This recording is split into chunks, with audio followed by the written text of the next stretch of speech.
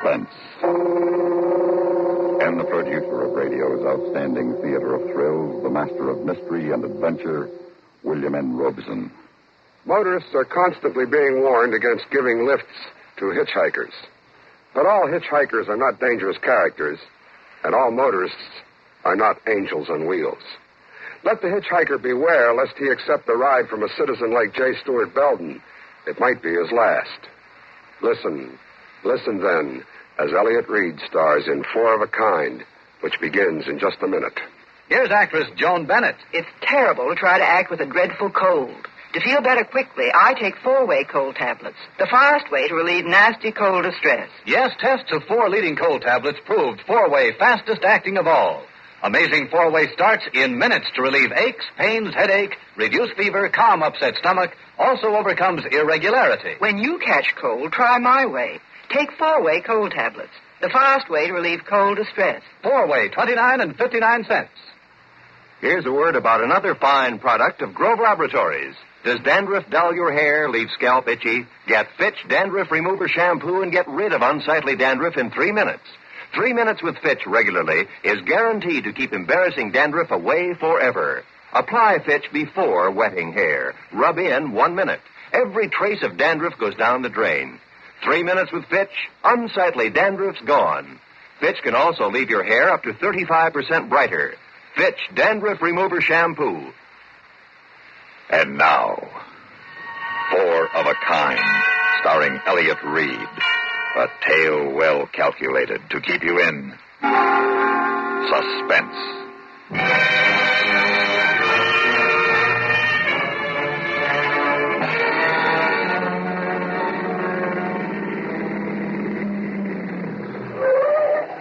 Want to ride, young fella? You bet. Well, hop in. Oh, thanks. That's how I met J. Stuart Belden and his 1959 Fishtail Special. That's how I took the ride I nearly didn't get back from. He looked to be about 45. He wasn't bad looking for a guy that old. He was well built, about my size, no gray in his hair. And that coat he was wearing, boy, I'll bet plenty of camels went under the clippers for that one. What's your name, son? Rich Fowler. Married? Not me. Don't tell me you're a woman hater. Oh, no, it's not that. It's just, well, I have enough trouble feeding myself. I said the same thing years ago. Well, you changed your mind with it. 9B1863. What? A dud. Huh? Oh, did you ever play license plate poker? License plate poker? I never heard of it. Just like regular poker, except instead of drawing cards, you draw license plates. Now, I drew that hand, and there was nothing in it. Next car we see will be your hand. Hey, here comes one now. What's the license plate? 4J3134. 2 pair, 3s and 4s. You beat me. Hey, that's a good game. What are the stakes? Oh, make it easy on yourself. Shall we say $100,000 a hand? Oh, sure, yeah.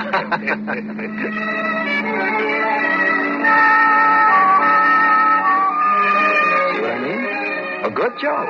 A lot of laughs and small talk, and all the time that big convertible eating the miles up. What a car. And when we got hungry, he stopped not at a drive-in, but at a real fancy restaurant, where he picked up the check. Oh, boy, what a meal. The trouble is, they give you too much food in there. I gotta quit eating like that. My clothes are getting tight, especially this coat. Hey, that coat sure is a beauty. Yeah, but I'm getting to be too much for it. Oh.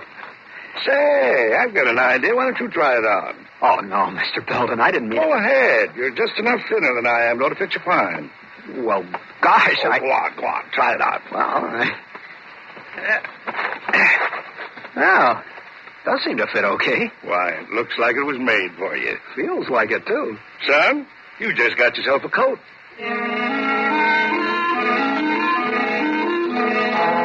There weren't many cars on the road now, and Belden didn't seem interested in license plate poker anymore. So I just sat there, wrapped up in my new coat, and thinking what a lucky guy I was. We were whipping along a road full of treacherous curves when I turned to thank him again, and the words stuck in my throat. He'd changed. He was no longer the smiling host. Instead, he was fastened to the wheel like a hawk. That's what he looked like. A hawk, ready to strike. Then suddenly he threw open his door, twisted the wheel, Along, silly. and jumped clear. When the car hurtled into space, I was alone in it.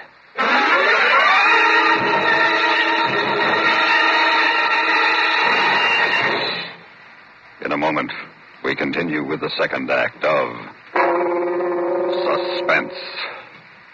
Some people go through life thinking they know it all. That's hardly the case with Edward R. Murrow or Lowell Thomas of CBS News.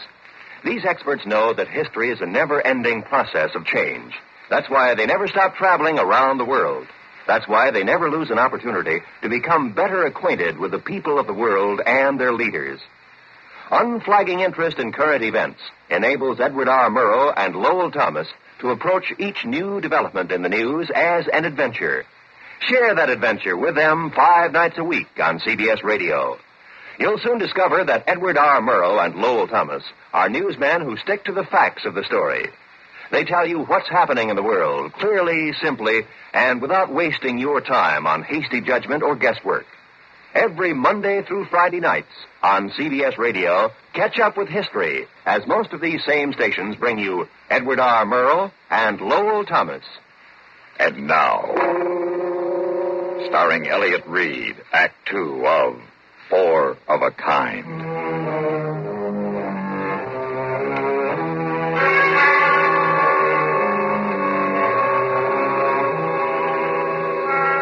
I came to hurting bad. The wind knocked out of me. But at least I hadn't gone to the bottom of the gully with the car. After a minute, I started to climb back toward the road. I was only a few feet from the top of the bank when I looked up, and there was Belden, a gun in his hand. I ducked behind a rock, and the bullets whirred off into the gully. He wanted me dead, that was for sure. But why? Why? I waited a minute longer, and then I heard the horn. I came out from behind the rocks and crawled up to the road in time to see Belden make his getaway in that car. I couldn't tell what kind of a car it was, but I did get the license. 4L5555. He'd beat my straight. Back hurt, my head throbbed, I ached all over. And there wasn't any traffic on this back road, so I walked all the way to the next town. It was dark by the time I got there. Found the police station and something else. Well, there he is. Belden. That's him, officer. That's the boy who stole my car, forced me out, and took my coat. Just look in the side pocket of that coat. You'll find my wallet. What? Well, young man, what do you got to say for yourself? You don't understand. You see, he gave me the coat. I didn't know about the wallet. Mm-hmm. That's the best you can do. But I tell you, he picked me up when I was hitchhiking. He tried to kill me. He headed his car off the road and jumped out. And when that didn't work, he shot at me. Sergeant, let the boy go. Mr. Belden. I've changed my mind. I don't intend to press charges. No. Lock me up. Please don't believe him. He wants to kill me. It's up to you, Mr. Belden, if you don't think he'll cause you any more trouble. I'm positive that after tonight, this young man will be no trouble for anyone. No trouble for anyone. After tonight. I had to get away from there. I had to run. Hey, come back here. Come back.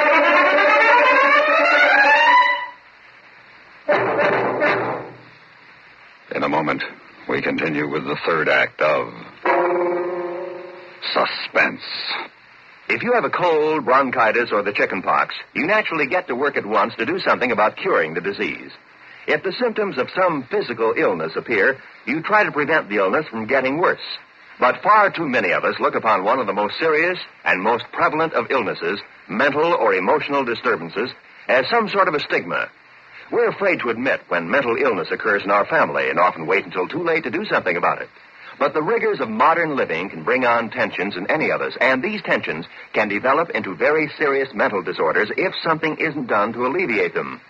A great deal of wonderful work is being accomplished in the prevention, treatment, and cure of mental illness. If we treat it as just another form of disease, call in the right people to deal with it, support our local mental organizations, and accept those who have been cured of mental disorders as we would anyone cured of a physical illness, we'll all be helping to combat and reduce a serious threat to the security and well-being of our nation. And now, starring Elliott Reed, Act 3 of 4 of a Kind.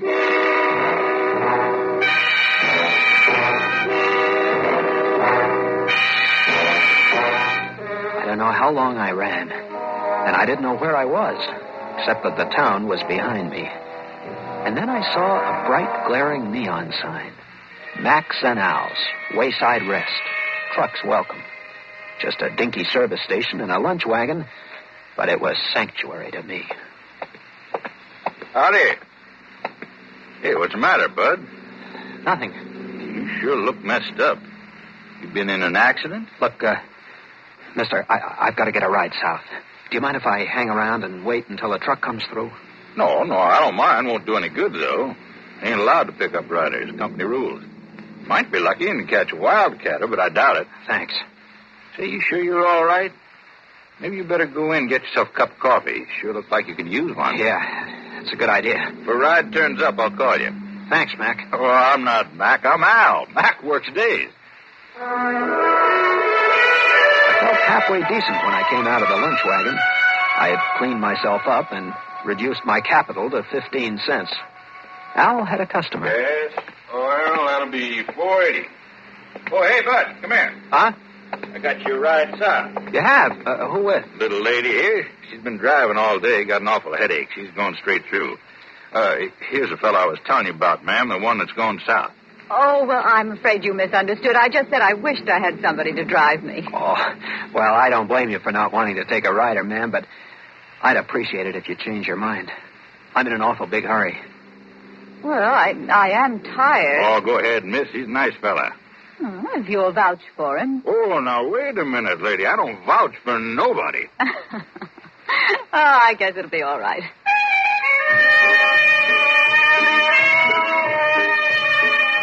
It was a pleasure to drive for her. She didn't say much, and I didn't feel like talking. She just sat beside me, her eyes closed, resting.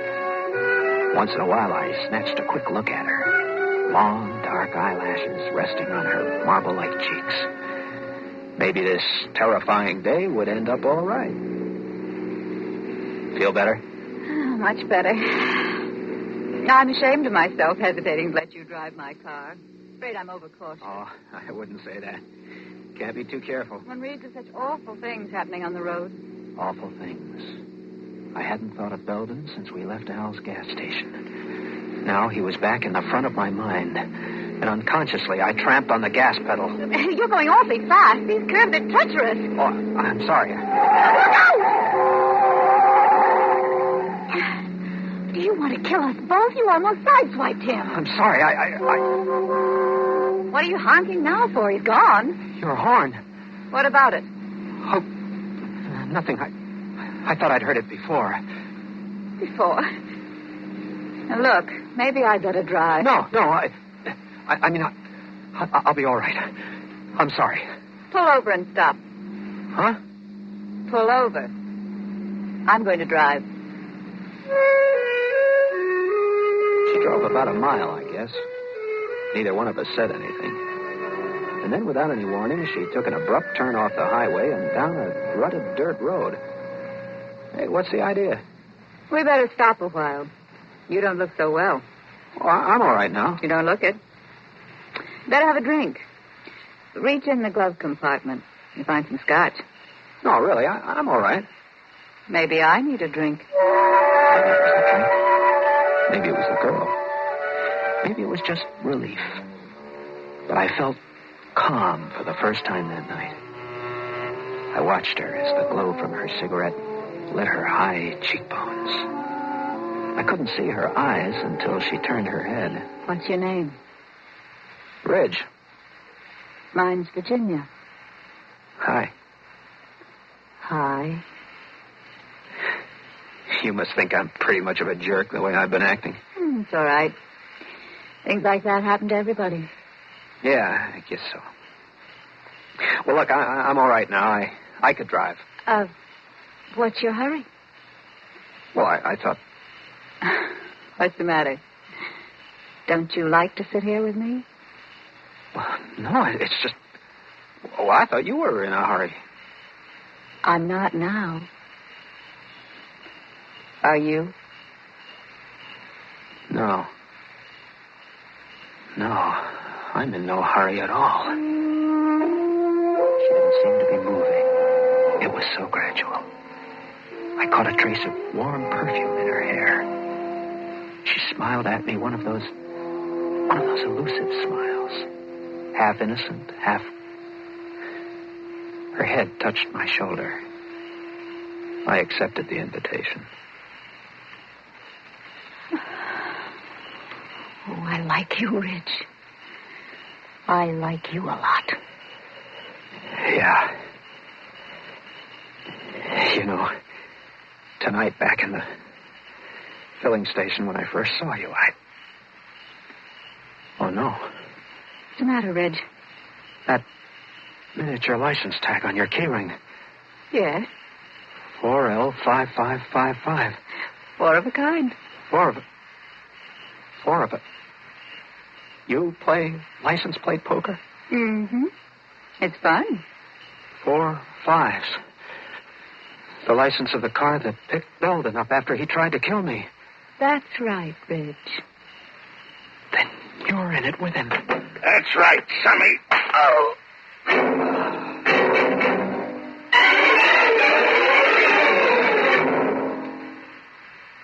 In a moment, we continue with the fourth act of Suspense. When acid indigestion slows you down, get relief quickly, safely, effectively. Settle the upset fast with the modern antacid that goes everywhere with you. Do you know about the little white tablet in the little green pocket roll? Just a-waiting for the moment when you need 'em to bring your acid indigestion under control. Tums are the little white tablets in the little green pocket roll. Tums for the tummy, Tums. Bring relief quicker than you'd ever guess. Best for any kind of acid distress. Keep 'em handy in the pocket roll. Keep your tummy under Tums control. No acid rebound with modern Tums. Get Tums 10 cents, 3-roll pack a quarter, or the new Tums 6-roll pack with free metal carrier 49 cents. And now, starring Elliot Reed, Act 4 of 4 of a Kind.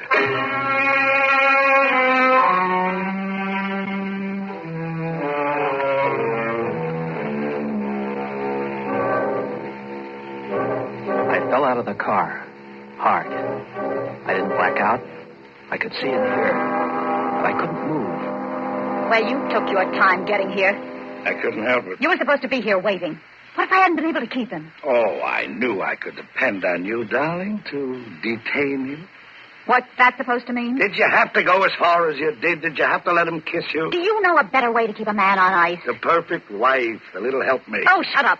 Put him in the back seat and let's get out of here.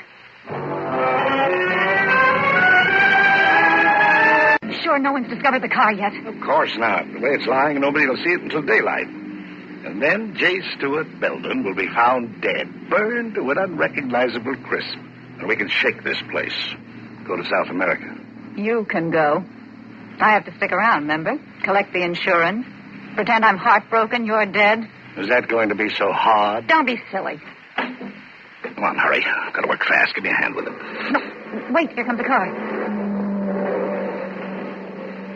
Do you have your wallet? I'll put it in his pocket as soon as I can get him out of the car. All clear? Yes. I tried to move my arms, just a little.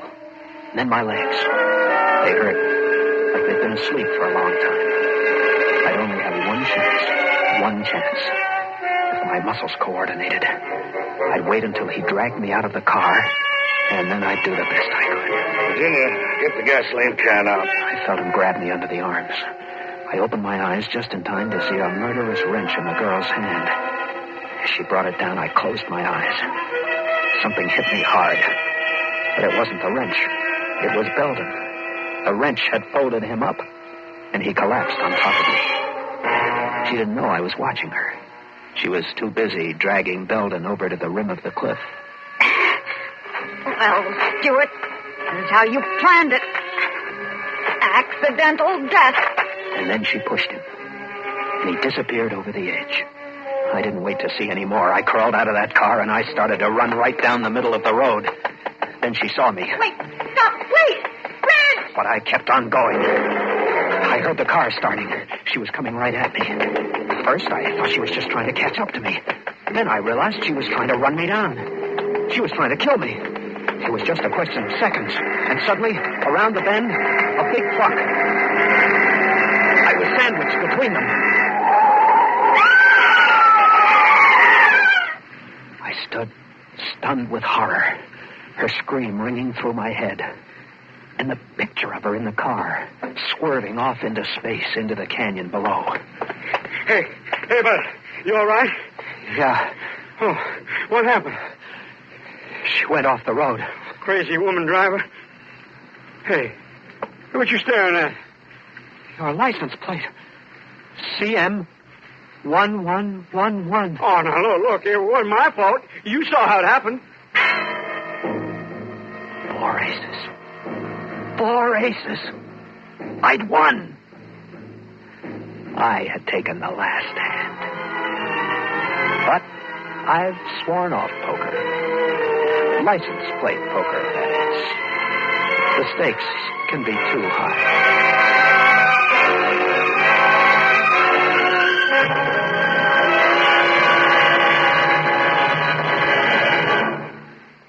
Suspense, in which Elliott Reed starred in William N. Robeson's production of Four of a Kind, written by John Bagney and Gwen Bagney Gielgud. In just a moment, the names of the supporting players and a word about next week's story of Suspense. Do you eat crackers in bed? Do you flick ashes from your cigarette right onto the carpet? Do you stamp out your cigar butts on your neighbor's front lawn? If you do, we've got news for you. Wherever you are, wherever you're going, your persona non grata, which in any language means just plain not welcome. The best thing to do is to find an ivory tower or start reversing your mode of living, because it's people like you who do exactly the same thing outdoors as well as indoors. When you take a walk through the park, chances are you leave behind a trail of candy wrappers and old papers. Just remember, nobody wants to follow a fellow like you. So stop making tracks and start using the receptacles. Just one more thing. We sincerely hope that nobody who's listening to us now is the fellow we're talking about. But if he happens to be someone you know, CBS Radio urges you to tell him what we said, because the whole idea is to keep America beautiful. Supporting Elliott Reed in Four of a Kind were Joan Tompkins, Alan Reed, Jack Crucian, and Barney Phillips. Listen. Listen again next week when we return with another tale well calculated to keep you in suspense. News analysis follows next on CBS Radio.